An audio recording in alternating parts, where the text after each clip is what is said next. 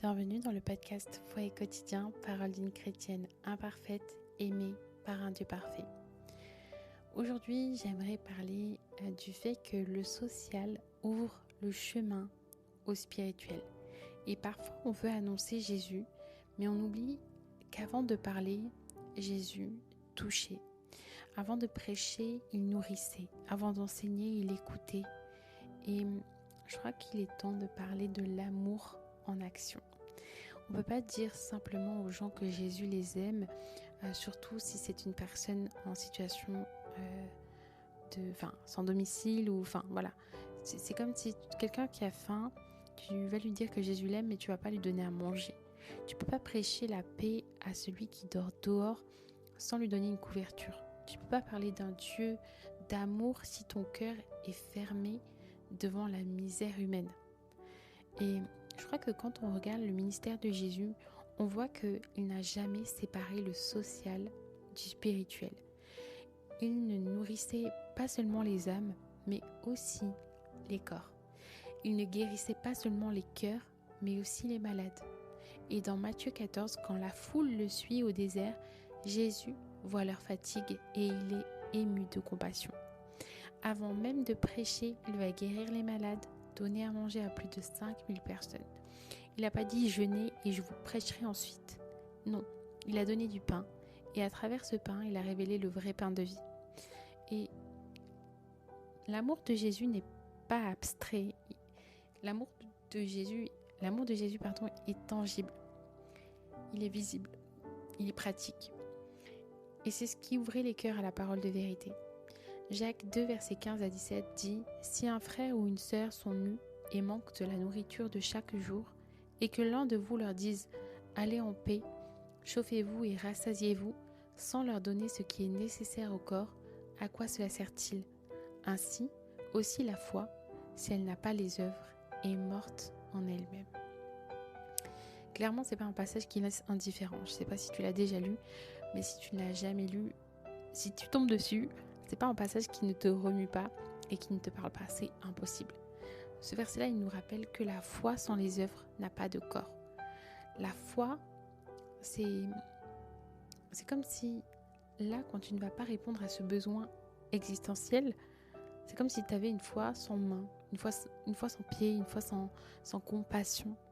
Et je crois qu'il y a beaucoup de gens qui veulent être des êtres spirituels, qui veulent être semblables à Dieu, mais qui sont insensibles. Je crois que le royaume de Dieu, il ne s'arrête pas à simplement le fait de prier au culte le dimanche, non. Je crois que il se manifeste quand tu aides une mère seule, quand tu écoutes un jeune perdu, quand tu visites un malade, quand tu donnes du temps à quelqu'un que tout le monde va éviter, quand tu vas visiter les gens dans les prisons. Bien évidemment, ça demande un certain type de formation et tout le monde ne peut pas faire ça. Mais à ton niveau, tu peux apporter de l'amour à ta voisine qui vient d'avoir un enfant, ta voisine qui ne sort pas trop de chez elle parce qu'elle est âgée, elle n'arrive même pas à faire ses courses, mais elle va payer une aide à domicile, alors que toi, tu pourrais lui rendre visite, parler avec elle, lui lire le journal. C'est des choses bêtes, mais je crois que le social, c'est un sol fertile où la graine de l'évangile peut pousser. Et quand tu t'intéresses à la souffrance de quelqu'un, quelque part, tu lis quelque chose avec cette personne, tu gagnes sa confiance. Et c'est à ce moment-là que tu peux lui parler de celui qui t'a appris à aimer. Et on le voit dans l'histoire de la Samaritaine en Jean 4. Jésus, il va commencer par lui demander à boire. Donc ça, c'est simple. Clairement, quand tu vois un SDF dehors avec un panneau, une pièce ou je ne sais quoi, c'est ce qu'il te demande. Il te tend la main. Et de là, il va ouvrir la conversation sur quelque chose de plus spirituel avec la femme samaritaine. Il va lui dire, si tu savais qui est celui qui te parle, tu lui demanderais et il te donnerait de l'eau vive. Mais d'abord, le Seigneur est passé par une interaction sociale simple, basique, qu'on vit au quotidien quelque part. Okay ? Ça veut dire que le besoin physique va ouvrir la porte à une révélation spirituelle. Et je crois que c'est pareil pour nous. Nos actions de compassion, elles préparent le terrain pour que la parole pénètre les cœurs. Ok ? Dans les Actes des Apôtres, l'Église primitive, elle n'annonçait pas seulement l'Évangile par la parole, elle partageait tout ce qu'elle avait. Il donnait à manger aux veuves, il soutenait les orphelins, il prenait soin des pauvres. Et résultat, le Seigneur ajoutait chaque jour à l'Église ceux qui étaient sauvés. Acte 2, verset 47. Pourquoi ? Parce que les gens voyaient l'amour en action. Ils voyaient Dieu dans les gestes de ceux qui le suivaient. Et aujourd'hui encore, c'est ce qui touche le monde. Ce n'est pas des grands discours religieux qui vont amener les gens à Christ, mais c'est des actes de bonté, d'amour inspirés par l'amour de Christ. Et d'ailleurs, je crois que les plus grandes personnes dont on parle dans la foi chrétienne, ce sont des gens remplis d'amour. Mère Teresa, j'aime beaucoup. Elle m'inspire beaucoup, cette dame. Son histoire, son parcours. Et voilà, quand vous vous intéressez à elle, c'est l'amour dans le fait de donner aux autres. Et je crois qu'on pourrait se poser cette question aujourd'hui, c'est comment je peux manifester de l'amour ? Comment je peux manifester l'amour de Dieu autour de moi ? Et limite, c'est une question qu'on devrait se poser genre chaque jour ou chaque semaine. Genre, ça peut être des réponses très simples. Il y a des personnes qui sont seules et qui ont besoin de parler. Moi, je sais que là où j'habite, il y a une petite voisine en bas. Elle paraît fermée au début. Et après, quand tu lui parles un peu, hop, voilà. Et je sais qu'un jour, elle m'a tenu la jambe pendant un moment.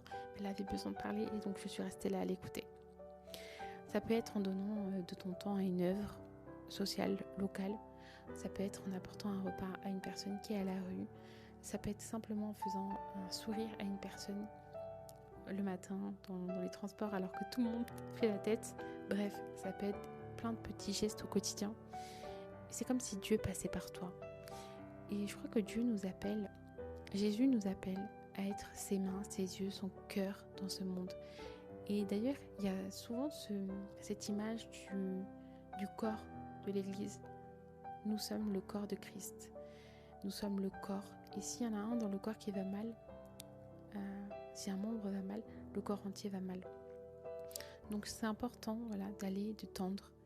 Et voilà, avant d'être une religion, le christianisme, c'est une relation vivante qui va se manifester dans l'amour. Et je crois que le Seigneur nous dit que c'est ça, la finalité, c'est l'amour. Et attention, moi je parle pas d'amour permissible qui permet tout et qui accepte tout, non, c'est pas ça. Mais moi je parle des 2 plus grands commandements que le Seigneur a laissés, c'est d'aimer son prochain comme soi-même et d'aimer Dieu, surtout, d'aimer Dieu. Voilà, et c'est l'amour. Le Seigneur est venu pour nous donner ces 2 plus grands commandements qui regroupent à chaque fois le mot aimer. Je vous invite à faire cette prière pour conclure. Père, donne-nous un cœur qui voit la détresse, des mains qui agissent, des pieds qui se déplacent vers ceux qui souffrent. Apprends-nous à aimer comme ton Fils a aimé, sans condition, sans barrière, sans peur, que notre foi soit vivante et que nos œuvres parlent plus fort que nos mots. Amen. Avant de conclure, j'aimerais vous rappeler une vérité essentielle, c'est que nos actions ne nous sauvent pas. Nous ne sommes pas sauvés parce que nous faisons le bien. Nous faisons le bien parce que nous sommes sauvés. L'apôtre Paul dit dans Éphésiens 2, versets 8 à 10, « Car c'est par la grâce que vous êtes sauvés, par le moyen de la foi. Et cela ne vient pas de vous, c'est le don de Dieu. Ce n'est point par les œuvres, afin que personne ne se glorifie. Car nous sommes son ouvrage, ayant été créé en Jésus-Christ pour de bonnes œuvres, que Dieu a préparées d'avance afin que nous les pratiquions. » Autrement dit, la foi véritable porte naturellement du fruit. Et quand le Saint-Esprit habite en nous, il nous pousse à aimer, à servir, à donner et à agir. Les œuvres ne sont donc pas le prix de notre salut, mais la preuve de notre transformation intérieure. L'amour en action ne remplace pas la foi, il la rend visible. Et c'est à travers ces gestes d'amour que le monde peut voir le visage du Christ vivant. Soyez bénis.